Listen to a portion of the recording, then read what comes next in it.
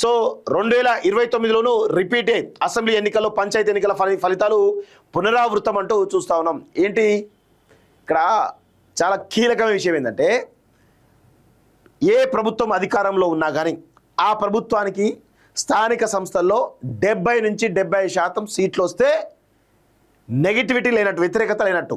కానీ ఇక్కడ 50% కంటే తక్కువ వచ్చింది అంటే 100% ఈ ప్రభుత్వం పైన పూర్తి స్థాయిలో వ్యతిరేకత ఉందని చాలా స్పష్టంగా అర్థమవుతుంది.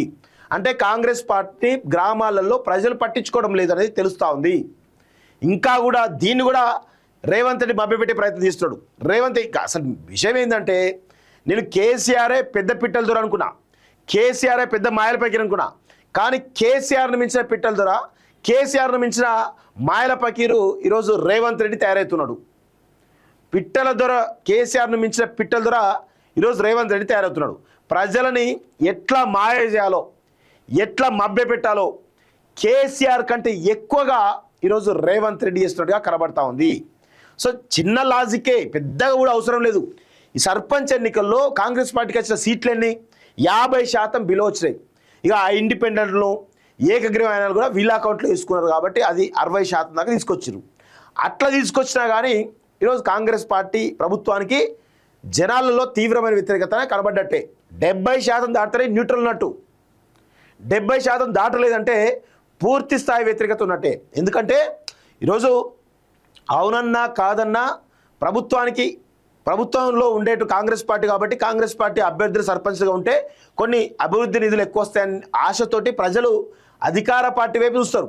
అట్లాంటి పరిస్థితిలో కూడా 60% దాటలేదు అంటే 100% కాంగ్రెస్ ప్రభుత్వం పైన, తెలంగాణ ప్రజలపైన విశ్వాసం లేదు అనేది చాలా స్పష్టంగా అర్థమవుతా ఉంది. సో ఇంకా దీనికి నవ్వులు పూయిస్తూ చెప్తా ఉన్నారు. సో జూబ్లీహిల్స్లోని తన నివాసంలో ఏర్పాటు చేసిన విలేకరుల సమావేశంలో మాట్లాడుతున్నటువంటి రేవంత్ రెడ్డి అంటూ చూస్తా ఉన్నాం. 3/2 ఐక్యతో తిరిగి అధికారంలోకి వస్తామట. 100% రారు వీళ్ళు. కాంగ్రెస్ ప్రభుత్వం 100% అధికారంలోకి రాదు, రాసి పెట్టుకోండి. అది అసలు రేవంత్ రెడ్డి కాళ్ళు పైకి పెట్టి చేతులు కింద పెట్టి ఈదినా కానీ రాబోయే రోజుల్లో కాంగ్రెస్ ప్రభుత్వం అధికారంలోకి రాదు అనేది చాలా స్పష్టంగా గుర్తుపెట్టుకోండి. ఇక్కడ ఏం జరుగుతుంది, మా 2 ఏళ్ల పాలనపై ప్రజలు విస్పష్టంగా ఇచ్చిన తీర్పు ఇది. 2 ఏళ్ల పాలనలోనే ఇంత వ్యతిరేకత ఉందంటే ఇంకా వ్యతిరేకత పూర్తి ఇంకెక్కువ అయ్యేటువంటి అవకాశం అయితే కనబడుతుంది. గజ్వేల్ సహా 87 అసెంబ్లీ నియోజకవర్గంలో కాంగ్రెస్కు ఆధిక్యం. ఇంకా చెప్పుకుంటున్నారు 87 అసెంబ్లీ నియోజకవర్గంలో ఆధిక్యం అని చెప్పుకుంటా ఉన్నారు సిగ్గు లేకుండా. పంచాయతీ ఎన్నికల్లో బీజేపీ బీఆర్ఎస్ కుమ్మక్కు. అమ్మ, బీజేపీ కాంగ్రెస్ కుమ్మక్కైంది, బీఆర్ఎస్ కాంగ్రెస్కు కుమ్మక్కైన సందర్భాలు కూడా చాలా ఉన్నాయి. కలిసి పోటీ చేసిన వాటికి వచ్చింది 33% పంచాయతీలే. భవిష్యత్తులో ఆ 2 పార్టీలు కలిసి పోటీ చేయడానికి ఇదే పునాది. కృష్ణా గోదావరి జిల్లాలపై చర్చకు కేసీఆర్ సిద్ధమా? స్థానిక ఎన్నికల్లో బీసీ రిజర్వేషన్లపై అసెంబ్లీలో చర్చిస్తాం. ఆ తర్వాతే మున్సిపల్ పరిషత్ ఎన్నికలపై నిర్ణయం. ఆ ఫ్యూచర్ సిటీలో 3000 ఎకరాల్లో జూ పార్క్ అంటూ చూస్తూ ఉన్నాం. సో ఇక్కడ ఏమంటున్నాడు, బీజేపీ బీఆర్ఎస్ ఒకటే, బీజేపీ బీఆర్ఎస్ ఒకటే రేవంత్ రెడ్డి అంటున్నాడు. కానీ కాంగ్రెస్ బీజేపీ ఒకటైతుందా? కాదు.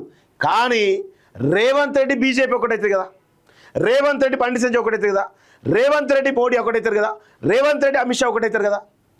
ఈ లాజిక్ మరి కాంగ్రెస్ అధిష్టానానికి తెలుసో లేదో. 100% రేవంత్ రెడ్డి బీజేపీ మనిషే, కోర్ కాంగ్రెస్ మ్యాన్ కాదు. ఇక్కడ బీజేపీ ఎందుకు బలపడతలేదో మరి ఇంతవరకు అర్థం కావట్లేదు. కానీ ఏదో లోపాయకార ఒప్పందం చాలా బలంగా ఉంది. రేవంత్ రెడ్డికి మరియు మోడీకి మధ్య 100% లోపాయకారి ఒప్పందం బలంగా ఉన్నది.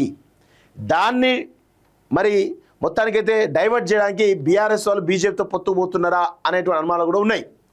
కానీ ఎక్కడో ఒక దగ్గర ఇది తేలాల్సిన అవసరం అవుతుంది. బీఆర్ఎస్ అయినా బీజేపీ అయినా ఇటు రేవంత్ రెడ్డి అయినా ముగ్గురికి మూడు కూడా కలిసే ఉన్నాయి.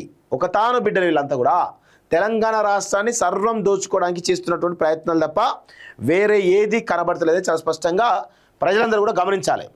రాష్ట్రంలో 94 శాసనసభ నియోజకవర్గ పరిధిలో పంచాయతీ ఎన్నికలు జరిగితే కేసీఆర్ ప్రాతినిధ్యం వహిస్తున్నటువంటి గజ్వేల్ సహా 87 నియోజకవర్గాల్లో కాంగ్రెస్ పార్టీ మెజారిటీ పంచాయతీలు దక్కించుకుందని సీఎం సగర్వంగా తెలిపారు. ఇది ప్రజాప్రభుత్వం కాదు, రౌడీ ప్రభుత్వం అంటే బాగుంటుంది. మీరు దయచేసి ప్రజాప్రభుత్వం అనకండి, రౌడీలు పెంచిపోయిస్తున్న ప్రభుత్వం లాగా కనబడతా ఉంది తప్ప వేరే ఏది లేదు ఇక్కడ. సో ఇచ్చిన విస్పష్టమైన తీర్పు అని ఆయన పేర్కొన్నారు. ఇవే ఫలితాలు 2029 అసెంబ్లీ ఎన్నికల్లోనూ పునరావృతం అవుతాయని, 2/3 సీట్లతో కాంగ్రెస్ పార్టీ తిరిగి అధికారంలోకి వస్తుందని ధీమా వ్యక్తం చేశారు. జూబ్లీహిల్స్లోని తన నివాసంలో గురువారం ఏర్పాటు చేసిన ఇది ప్రెస్ మీట్లో రేవంత్ రెడ్డి మాట్లాడిన విషయాలు ఇవి.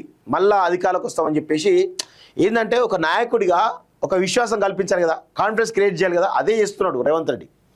కానీ ఇక్కడ విషయం ఏంటంటే ప్రజలలో కాంగ్రెస్ ప్రభుత్వం పైన తీవ్రమైనటువంటి వ్యతిరేకత ఉంది. ఖచ్చితంగా దీనిపైన మేము రోజుకొక వీక్లీ ఒక్క నియోజకవర్గాన్న ప్లాన్ చేస్తాం. ఖచ్చితంగా నెలకు 4 నియోజకవర్గాలు తిరిగేటువంటి ప్రయత్నం అయితే చేస్తాం. ప్రజలలో కాంగ్రెస్ ప్రభుత్వం పైన ఏ విధమైనటువంటి పరిస్థితితో ఖచ్చితంగా తెలుసుకునే ప్రయత్నం అయితే చేస్తాం. కాంగ్రెస్ సర్పంచ్తో సదస్సు నెలాఖరులోగా నిర్వహణకు పిసిసి కసరత్తు, దిశానిర్దేశం చేరున్నటువంటి సీఎం రేవంత్ రెడ్డి. నగరాల్లోనే కాదు పల్లెల్లోనూ గెలిచాం, అధికారమే లక్ష్యంగా బీజేపీ బలపడుతుంది, బీఆర్ఎస్ పడిపోతుంది అంటూ రామచంద్రరావు చెప్తున్నాడు. 3 ఫీట్ల రేవంత్, 30 ఫీట్ల డైలాగులు. ప్రజలు మోసపోయామని గ్రహిస్తున్నారు. పంచాయతీలో మాది తిరుగులేని విజయం. భువనగిరిలో సర్పంచ్ల సభలో కేటీఆర్ అంటూ చూస్తూ ఉన్నాం. సో ఇక వాళ్ళ మీద వీళ్ళు, వీళ్ళ మీద వాళ్ళు పోటాపోటీగా మేమే గెలిచామంటూ వాళ్ళు, మేమే గెలిచామంటూ వీళ్ళు. మొత్తానికైతే వాస్తవంగా రేవంత్ రెడ్డి గుర్తుంచుకోవాల్సిన విషయం ఏంటంటే కాంగ్రెస్ ప్రభుత్వం పైన తీవ్రమైనటువంటి వ్యతిరేకత ప్రజల్లో కనబడుతున్నది చాలా స్పష్టంగా అర్థమవుతా ఉంది.